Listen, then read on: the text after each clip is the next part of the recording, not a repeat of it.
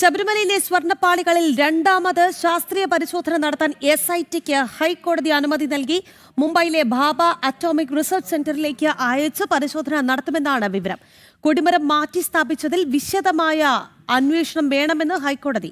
കൊടിമരം നിർമ്മാണത്തിൽ കൈമാറ്റം ചെയ്യപ്പെട്ട 2.5 കിലോയോളം സ്വർണം സംബന്ധിച്ച വിവരങ്ങൾ മഹസറിൽ രേഖപ്പെടുത്തിയിട്ടില്ല, അല്ലെങ്കിൽ മഹസർ രേഖകളില്ല. കൊടിമരം നിർമ്മാണത്തിൽ സംസ്ഥാന വിജിലൻസ് ത്വരിത പരിശോധന നടത്താനും ഹൈക്കോടതിയുടെ നിർദ്ദേശം. ശബരിമലയിലെ സ്വർണ്ണപ്പാളികളിൽ വീണ്ടും പരിശോധന നടത്താനാണ് SITക്ക് ഹൈക്കോടതി അനുമതി നൽകിയത്.